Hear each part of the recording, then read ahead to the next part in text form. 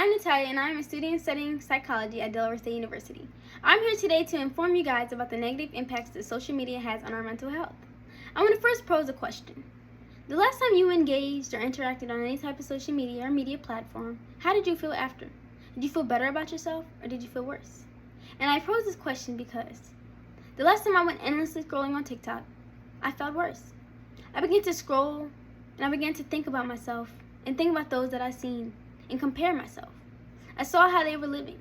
I seen the types of cars that they were driving, the types of food that they were eating, and how they could just get up and go and travel to any country that they pleased. And I thought, I wish that were me.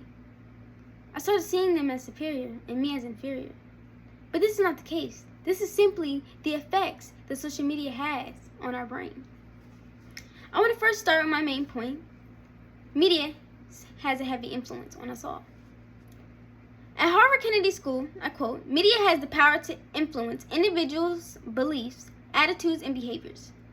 A study was conducted at the school using a radio programming that progressively got more violent, and the people that were hearing this were subconsciously affected. In the end, the results showed that their attitudes and behaviors were more violent than they were before they heard the radio programming. The point is, media influences individuals, and there's two types of ways that can be done: privately or publicly. Privately is an individual aspect. It's the way that we engaged with social media, like picking up our phone and going on Instagram. Publicly is a social aspect. It's the way that it is shown to us and presented to us, indirectly, but directly at the same time. You're on YouTube and you get an ad and you can't skip it. You see a poster outside of a store. These are ways that media will influence us subconsciously. My next point is that media effects on our mental health is negative, and negative on our self-perception of ourselves. At University of North Carolina at Chapel Hill, I quote, "Social media addiction was significantly correlated with negative self-perception. The type of engagement with social media is a big determiner for how self-perception is affected.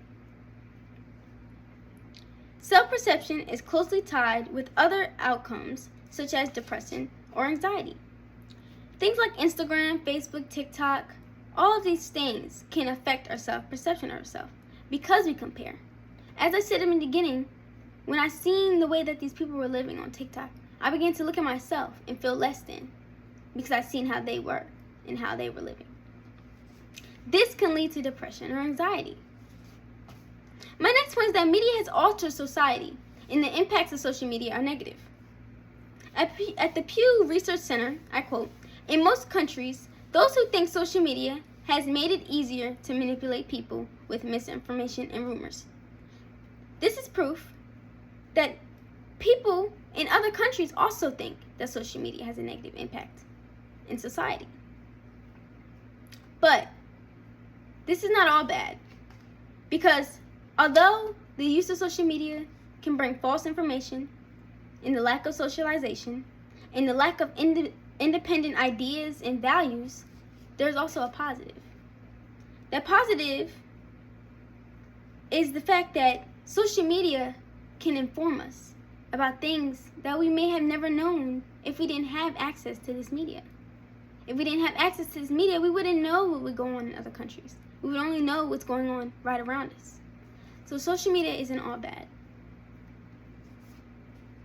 Social media has some positive aspects. Social media has made it easier and more accessible to communicate with the world around us. Today I can go on Discord, Twitch, Instagram, Facebook,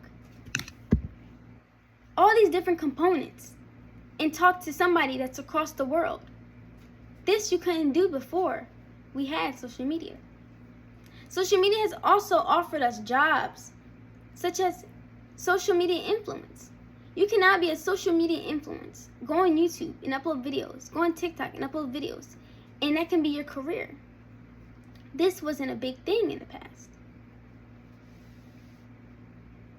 The way that social media offers us jobs and allows us to communicate those around us doesn't take away from the negative impacts that it has on us as a whole in society today. It doesn't take away from the damage that it causes. It doesn't take away from the depression as it causes, from us just seeing the things that we don't have at the moment. Comparison kills kindness. Comparison kills self-love. Comparison kills all these things. And social media is the reason that we compare. We have the ability to look at somebody else that isn't right in front of us and compare ourselves to them, not really knowing what they go through, not really knowing the situation that they're in, not knowing anything at all, really, but what we see, but what they show us.